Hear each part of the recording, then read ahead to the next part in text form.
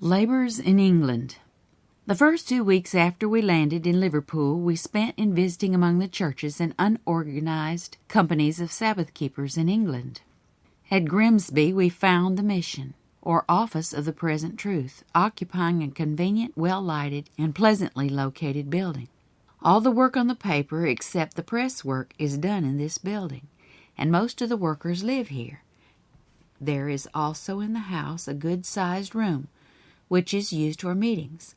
We believe that the time will soon come when it will be necessary to secure a larger building, and to purchase a press upon which to print the paper as well as books and tracts, so that the light may shine forth in more distinct rays to every part of the kingdom. Friday evening I spoke in Temperance Hall on the subject of temperance in the home, the idea that it is necessary to commence the work of instruction in self-denial and temperance in childhood seemed new to the people.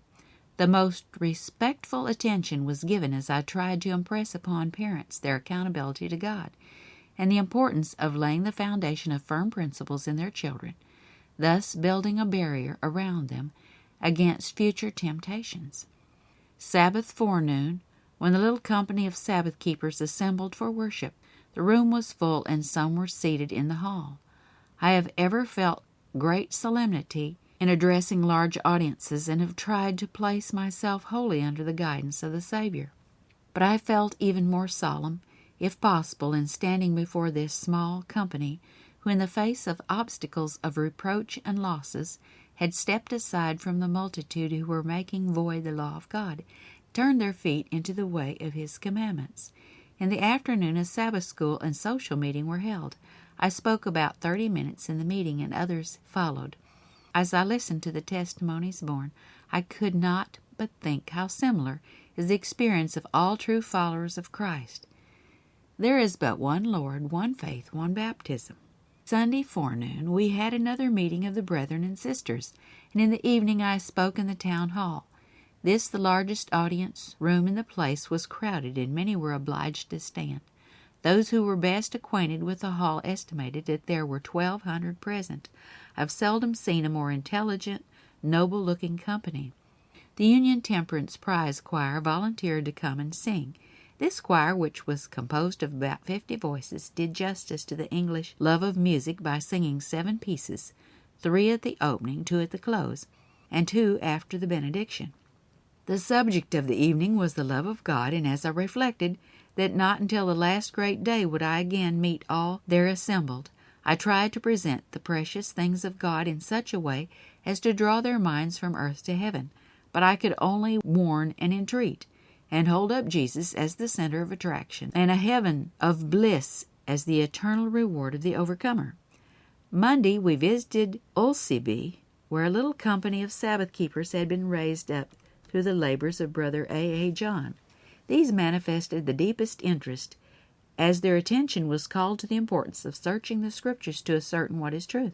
The acceptance of truth ever involves a cross, but the only safe course is to follow the light God permits to shine, lest by neglect it shall become darkness. One lady who had been convinced of the truth, but who was still in the valley of decision, there determined to obey all the commandments of God. Wednesday, accompanied by Brother S. H. Lane, we went to Risley, a small town about 40 miles from London. Here, Brethren Lane and Durland had been holding a tent meeting for 4 weeks. The tent seated about 300, and in the evening it was full, and a large number stood outside. My heart was especially drawn out for this people, and I would gladly have remained longer for them. Of the audience, it could be said, there were honorable women, not a few. Several of these had commenced to keep the Sabbath. Many of the men were convinced of the truth, but the question with them was not whether they could keep the Sabbath and have the conveniences and luxuries of life, but whether they could obtain bread, simple bread, for their children. Some conscientious souls have begun to keep the Sabbath. The faith of such will be severely tested. But will not He who careth for the ravens care much more for those who love and fear Him? God's eye is upon His conscientious, faithful children in England, and He will make a way for them to keep all His commandments. Thursday we took the cars for London. Here we had the pleasure of meeting Elder W. M. Jones, editor and publisher of the Sabbath Memorial, and pastor of an SDA Baptist Church in London, where he has for many years stood in defense of the Bible Sabbath. We appreciated his kindness in accompanying us to the British Museum and in explaining to us many things of interest. It would have been pleasant and profitable to spend considerable time among these interesting relics, but we were obliged to be content with only a few hours here in order that we might meet appointments at Southampton. Southampton was one of the earliest Roman settlements. Its history reaches back to the 9th century. At the present time it has, with its suburban villages, a population of over 100,000. Here we saw the old Roman wall and gates with towers above, which were once used as courts of justice. Although built over 900 years ago, the wall in many places has not been impaired by age. It was in this place that our mission in England was first established, and here it remained till 1884, when it was removed to Grimsby. While at Southampton, I spoke to the church Friday evening and twice on the Sabbath. Appointments were out for Sunday evening in a large hall, but Sunday morning found me sick and with a severe cold. I could sit up but little. During the day we rode out, and I came near fainting. The brethren saw that it would be impossible for me to speak that night unless the Lord should work in a special manner.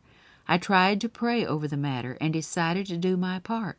I rose from the bed, rode to the hall, and stood upon my feet, and the Lord gave me strength, as he had many times before under similar circumstances. The pain in my head ceased, the soreness in my throat was removed, and I spoke for more than an hour with perfect freedom. The Lord's name shall have all the glory. Monday morning I was able to return with our company to London, where we remained 2 days before going to Switzerland. Although England covers a small territory, it has a vast population and is a large missionary field. Hundreds could find room to work here if they had the missionary spirit. The city of London alone has twice as many people as all the Pacific coast states and territories. But where, oh where, are the men who have love enough for the truth and precious souls to give themselves with unselfish devotion to the work? Men are wanted who are willing to leave their farms, their business, and their families, if need be, to become missionaries. There have been men who, stirred by the love of Christ and the love of souls, have left the comforts of home and the society of friends, even that of wife and children, to go into foreign lands among savages and idolaters, in hope of sowing the seeds of truth. Many have lost their lives in the attempt, but others have been raised up to carry forward the work. Thus the work has progressed step by step, and the seeds of truth sown in sorrow have borne a bountiful harvest. The knowledge of the Bible has been extended, and the gospel banner has been established in heathen lands. Salvation was brought to us at great self-denial and infinite cost by the Son of God. Some have followed his example and have not let farms or pleasant homes or even loved ones stand in their way. They have left all for Christ, but I am grieved and astonished that there are so few who have the real missionary spirit at this time, the end so near, the warning of a soon coming judgment, yet to be given to all nations, tongues, and peoples. Yet where are the men who are willing to make any and every sacrifice to get the truth before the world? Some who do go forth as missionaries are so grieved to leave the things they love that they keep in a state of sorrow and depression, and 1/2 of their usefulness is destroyed.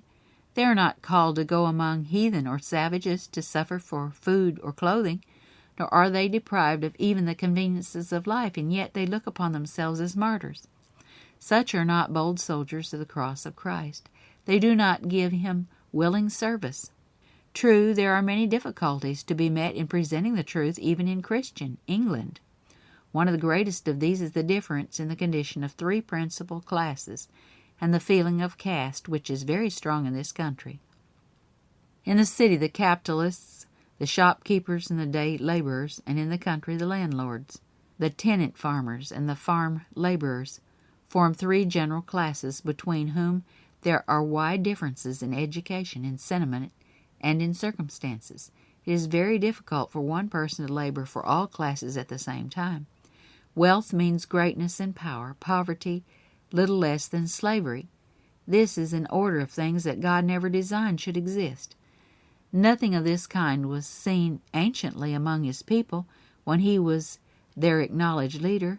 Valuable lessons might be learned by the rulers of today if they would study the plan of government given to the children of Israel. People were subject to misfortune, sickness, and loss of property the same then as now, but so long as they followed the instruction given by God, there were no beggars among them, neither any who suffered for food. Their wise governor, foreseeing that misfortune would befall some, made provision for them.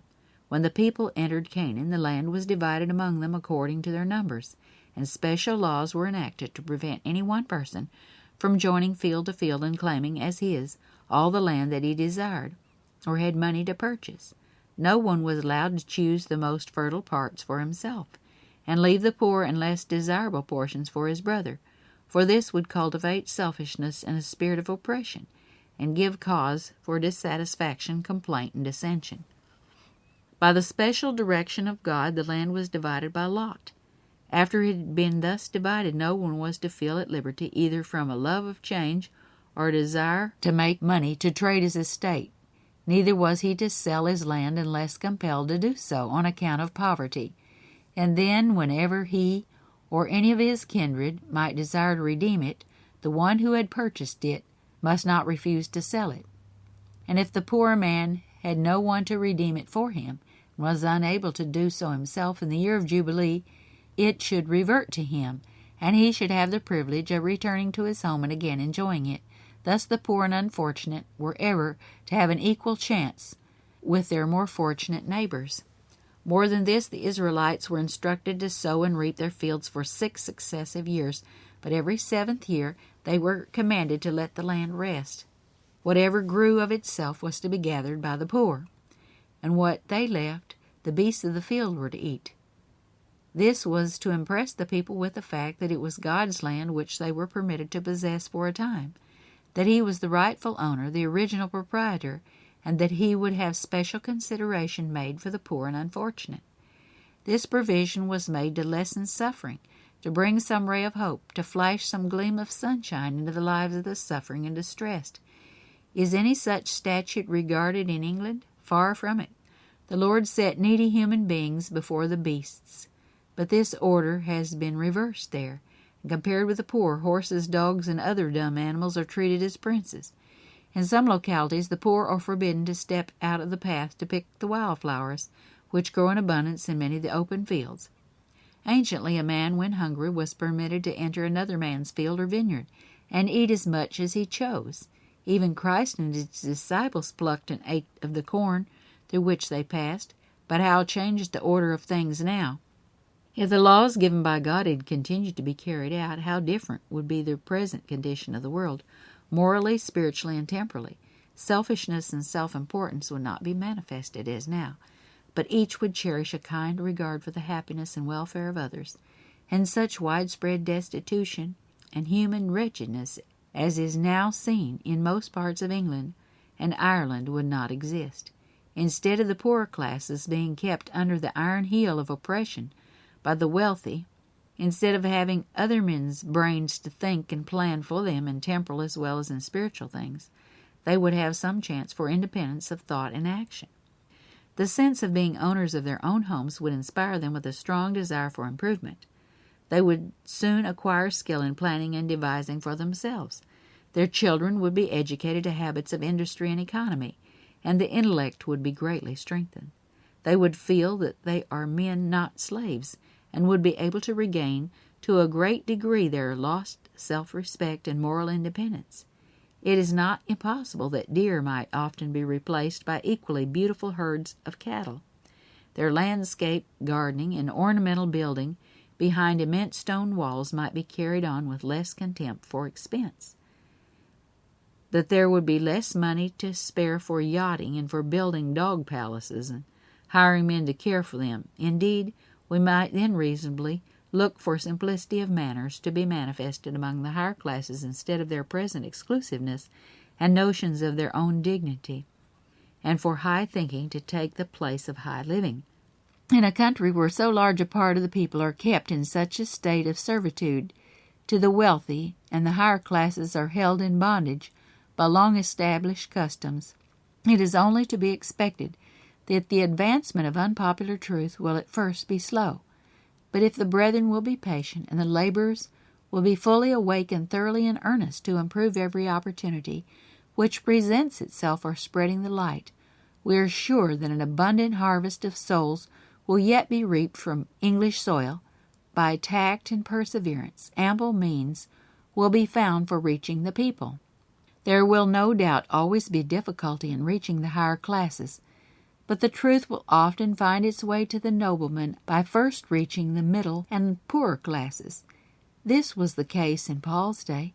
The truth entered Caesar's household through one who was held in bonds, and men and women of high rank became disciples of Christ. Some who are now employed in England as servants and ladies' maids are quietly working to get the truth before those for whom they labor.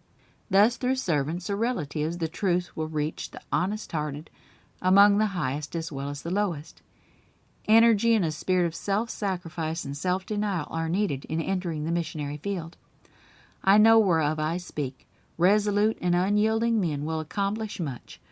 We have had an experience in the work from its commencement. It began in weakness, but we can testify that wonders can be accomplished by resolute perseverance, patient toil, and firm trust in the Lord God of Israel. There is scarcely a limit to what may be achieved even in England, if the efforts to advance Bible truth are governed by enlightened judgment and backed up by earnest exertion.